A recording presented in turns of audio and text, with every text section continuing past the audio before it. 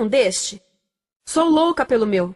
Na verdade, adoro todas as minhas coisas. Já se perguntou de onde vêm todas as coisas que compramos e para onde vão quando nos desfazemos delas? Não conseguia deixar de pensar nisso, por isso quis saber mais sobre o assunto. E os livros diziam que as coisas se deslocam ao longo de um sistema. Da extração para a produção, para a distribuição, para o consumo e para o tratamento de lixo. Isso tudo se chama a economia de materiais. Bem, estudei um pouco mais. Eu passei 10 anos viajando pelo mundo atrás de pistas de onde vêm as nossas coisas e para onde vão. E sabe o que eu descobri? Esta não é toda a história. Falta muita coisa nessa explicação. Em primeiro lugar, neste sistema parece que está tudo bem, sem problemas. Mas, na verdade, é um sistema em crise, porque trata-se de um sistema linear.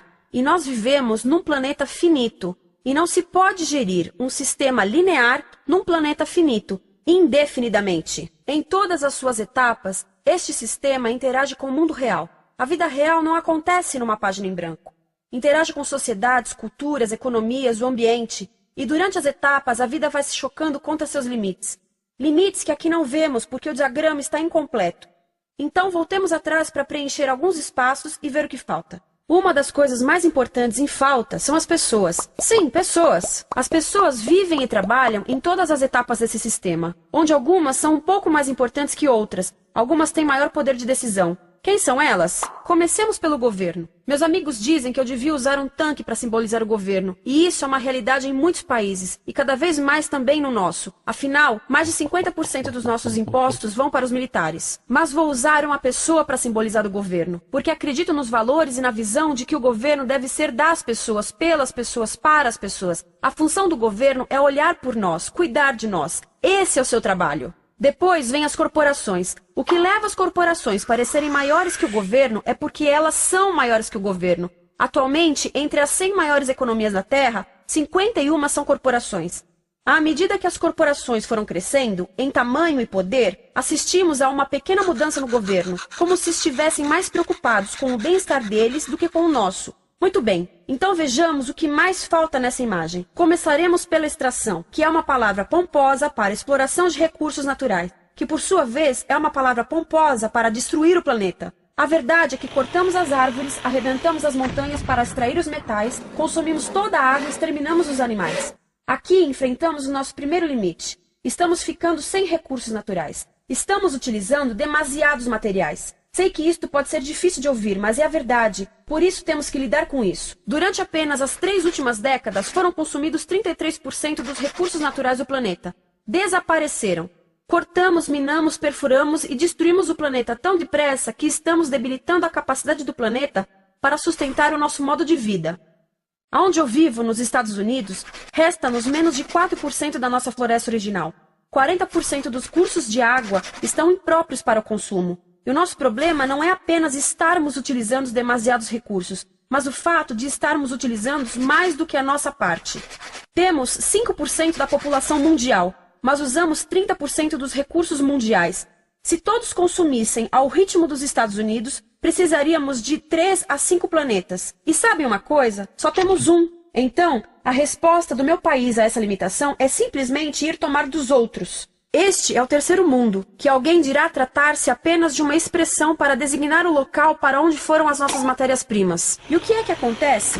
A mesma coisa, destruição do local. 75% das zonas de pesca do planeta estão sendo exploradas ao máximo ou além da sua capacidade. Desapareceram 80% das florestas originais do planeta.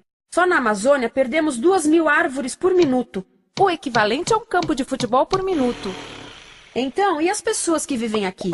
Bem, de acordo com esses sujeitos, eles não são donos desses recursos, mesmo que vivam lá há gerações. Não são donos dos meios de produção, nem compram muitas coisas. Nesse sistema, quem não possui nem compra muitas coisas não tem valor. A seguir, as matérias-primas seguem para a produção, onde utilizamos energia para misturar químicos tóxicos com recursos naturais para produzir produtos contaminados com tóxicos. Há atualmente no comércio mais de 100.000 químicos sintéticos. Apenas um punhado foi testado para avaliar o seu impacto na saúde, e nenhum foi testado em relação aos impactos sinérgicos na saúde, ou seja, a interação com todos os outros químicos aos quais estamos expostos diariamente. Por isso, desconhecemos o impacto total deles na saúde e no ambiente. Mas sabemos uma coisa: os tóxicos entram e saem. Enquanto continuarmos a introduzi-los nos nossos sistemas de produção industrial, continuaremos a inserir esses tóxicos nos produtos que levamos para nossas casas, trabalho e escolas, e claro, para nossos corpos. Como os BFRs, ou retardantes de incêndio à base de brometo, que tornam as coisas mais resistentes ao fogo, mas são super tóxicos. São neurotóxicos, ou seja, tóxicos para o cérebro. O que é que estamos fazendo usando esses químicos? Apesar disso, os usamos em nossos computadores, eletrodomésticos, sofás, colchões e até alguns travesseiros. Sim, pegamos nossos travesseiros, os revestimos com neurotoxinas, levamos para casa e dormimos por 8 horas com eles. Não sei, mas acho que num país com tanto potencial, poderíamos ter uma maneira melhor de evitar que as cabeças peguem fogo à noite. Sabia que essas toxinas vão se acumulando ao longo da cadeia alimentar e se concentram nos nossos corpos? Sabe qual é o alimento do topo da cadeia alimentar com o nível mais elevado de químicos tóxicos? O leite materno. Isto significa que os menores membros das nossas sociedades, os nossos bebês, recebem as maiores doses de químicos tóxicos das suas vidas a partir do leite das suas mães. Não acha que é uma incrível violação? A amamentação deveria ser o mais importante ato humano de nutrição. Deveria ser algo sagrado e seguro. A amamentação continua a ser o melhor e as mães devem amamentar, mas nós deveríamos proteger esse ato. Eles deviam protegê-lo. Eu pensava que zelavam pelos nossos interesses. As pessoas que mais sofrem com esses produtos químicos são os trabalhadores das fábricas. Muitos são mulheres em idade reprodutiva que trabalham com toxinas que afetam a gestação, carcinogênicos e muito mais. Agora eu pergunto, que tipo de mulher em idade reprodutiva trabalharia no emprego deste, exposta a estas toxinas, a não ser uma mulher sem outra alternativa? Essa é uma das maravilhas desse sistema. A erosão dos ecossistemas e economias locais aqui garante um fluxo constante de pessoas sem alternativas. No mundo, há 200 mil pessoas por dia se deslocando de ambientes que as sustentaram ao longo de gerações para cidades, onde muitas vivem em bairros de lata, à procura de emprego, por mais tóxico que seja. Não só os recursos são desperdiçados ao longo desse sistema, mas também pessoas, comunidades inteiras são desfeitas. Sim, as toxinas entram e saem. Muitas delas saem das fábricas em produtos, e muitas mais saem como subprodutos, ou poluição. E estamos falando de muita poluição. Nos Estados Unidos, as indústrias admitem liberar mais de 1.800.000 quilos de químicos tóxicos por ano. Deve ser muito mais, porque isso é o que eles admitem. Trata-se de outro limite, porque quem quer ver e respirar 1.800.000 quilos de químicos tóxicos por ano? Então o que eles fazem? Mudam as fábricas poluidoras para o estrangeiro, para poluir outros países. Mas, surpresa, grande parte dessa poluição volta para nós trazida pelo vento. E o que acontece depois de todos os recursos naturais serem transformados em produtos? Passam por aqui, para a distribuição, o que significa vender todo o lixo contaminado com toxinas o mais rápido possível. Aqui, o objetivo é manter os preços baixos, com as pessoas comprando os produtos em constante movimento. Como eles mantêm os preços baixos? Pagam salários baixos aos trabalhadores das lojas e restringem o acesso aos seguros de saúde sempre que podem. Tudo se resume em exteriorizar os custos. O verdadeiro custo da produção não se reflete no preço. Em outras palavras, não pagamos aquilo que compramos. Outro dia estive pensando nisto. Ia a caminho do trabalho e queria ouvir as notícias. Por isso entrei numa loja para comprar um rádio. Encontrei um pequeno rádio verde engraçado que custava $4,99. Na fila do caixa pensei, como $4,99 podem refletir o custo da produção e transporte desse rádio até ele chegar nas minhas mãos? O metal deve ter sido extraído na África do Sul. O petróleo provavelmente do Iraque.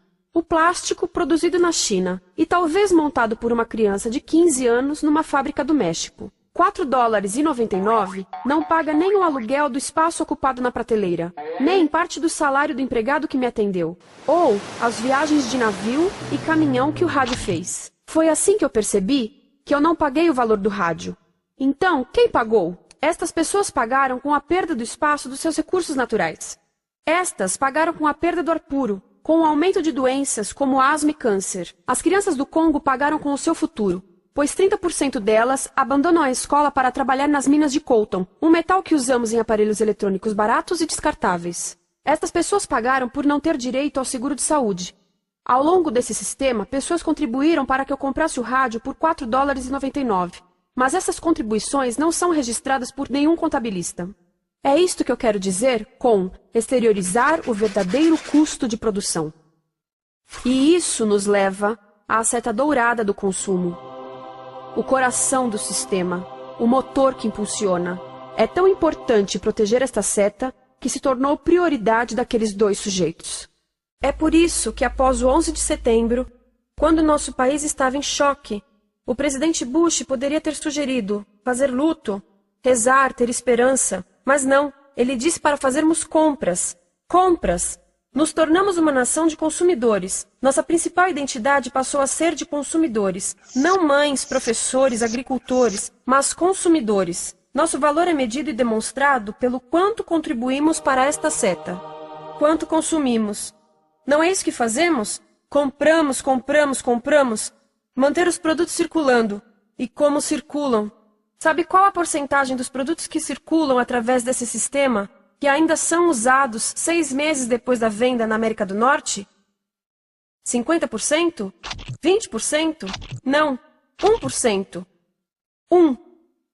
Em outras palavras, 99% das coisas que nós cultivamos, processamos, transformamos, 99% das coisas que percorrem o sistema são lixo em menos de 6 meses. Como é que podemos gerir um planeta com esse nível de rendimento? Mas não foi sempre assim. Hoje, o consumidor médio americano consome o dobro que há 50 anos. Pergunte à sua avó. No tempo dela, a boa gestão, a engenhosidade e a poupança eram valorizados. Então, como é que isso aconteceu? Bem, não aconteceu simplesmente. Foi planejado. Pouco depois da Segunda Guerra Mundial, estes sujeitos estudavam a forma de impulsionar a economia. O analista de vendas Victor Lebow articulou a solução que se tornaria a norma de todo o sistema. Ele disse: a nossa enorme economia produtiva exige que façamos do consumo a nossa forma de vida, que tornemos a compra e o uso de bens em rituais, que procuremos a nossa satisfação espiritual, a satisfação do nosso ego no consumo. Precisamos que as coisas sejam consumidas, destruídas, substituídas e descartadas a um ritmo cada vez maior. O conselheiro econômico do presidente Eisenhower disse: o principal objetivo da economia americana é produzir mais bens de consumo. Mais bens de consumo? O nosso principal objetivo? Não é providenciar cuidados médicos, ou educação, ou transportes seguros, ou sustentabilidade, ou justiça? Bens de consumo? Como é que eles nos fizeram adotar esse sistema de forma tão entusiástica? Bem, 2 das suas estratégias mais bem-sucedidas são a obsolescência planejada e a obsolescência perceptiva. A obsolescência planejada é uma outra forma de dizer criado para ir para o lixo. Eles fazem as coisas de modo que sejam inúteis tão rápido quanto possível para jogarmos fora e voltarmos a comprar. Isso é óbvio em sacolas ou copos de plástico, mas verifica-se isso em coisas maiores como esfregões, DVDs, máquinas fotográficas, churrasqueiras, quase tudo, até computadores. Já reparou que quando compra um computador, a tecnologia muda tão rápido que em poucos anos se torna quase um impedimento para a comunicação? Fiquei curiosa e abri um desses computadores para ver o que tinha dentro, e descobri que a peça que se muda a cada ano é apenas uma pecinha no canto. Mas não se pode mudar apenas essa peça, porque cada nova versão tem um formato diferente. Tem que jogar tudo fora e comprar um novo. Estive lendo sobre o design industrial da década de 50, quando a obsolescência planejada começou a aparecer. Esses designers eram muito claros sobre o assunto. Chegavam a debater quão rápido conseguiam que um aparelho avariasse, mas de modo que o consumidor mantivesse fé suficiente para ir comprar outro. Foi tão intencional, mas as coisas não avariam suficientemente rápido para manter essa seta funcionando. Por isso existe também a obsolescência perceptiva. A obsolescência perceptiva nos convence a jogar fora coisas que ainda são perfeitamente úteis. Como fazem isso? Mudam a aparência das coisas. Por isso, se comprou suas coisas há alguns anos, todos percebem que você não tem contribuído para essa seta. E como o nosso valor depende da nossa contribuição para essa seta, isso pode ser embaraçoso. Por exemplo, se eu tiver o mesmo monitor de computador gordo e branco na minha mesa por 5 anos e a minha colega tiver comprado um computador novo, ela vai ter um monitor plano brilhante que combina com o computador, com o celular e até com as canetas. Ela parece estar operando uma nave espacial e eu pareço que tenho uma máquina de lavar na mesa. A moda é outro bom exemplo. Já se perguntou por que os saltos dos sapatos das mulheres passam de largos para finos num ano e no próximo de finos para largos? Não é por haver um debate sobre qual deles é mais saudável. É porque usar saltos largos num ano de saltos finos mostra que você não contribuiu recentemente para a seta. Por isso não vale tanto quanto a pessoa com saltos finos ao seu lado, ou em um anúncio.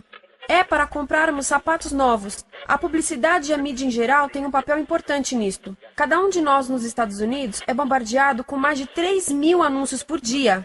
Vemos mais publicidade num ano do que as pessoas há 50 anos viam em toda a vida. Qual é o objetivo de um anúncio, se não nos fazerem felizes com o que temos? Por isso, nos dizem 3.000 vezes por dia que o nosso cabelo está errado, nossa pele, nossa roupa, nossos móveis, nossos carros, nós estamos errados. Mas tudo se resolve se formos às compras. A mídia também ajuda a esconder tudo isto e isto. Por isso, a única parte da economia que vemos são as compras. A extração, produção e envio para o lixo acontecem fora do nosso campo de visão. Por isso, nos Estados Unidos, temos mais coisas do que tivemos antes, mas pesquisas mostram nossa felicidade declinando. Nossa felicidade teve seu pico na década de 50, a mesma época em que a febre consumista explodiu. Coincidência interessante. Acho que sei o porquê. Temos mais coisas, porém menos tempo para o que realmente nos faz felizes. Amigos, família, tempo livre. Estamos trabalhando mais do que nunca. Analistas dizem que não temos tão pouco tempo livre desde a sociedade feudal. E sabem quais são as duas atividades que mais fazemos no pouco tempo livre que temos? Ver televisão e fazer compras.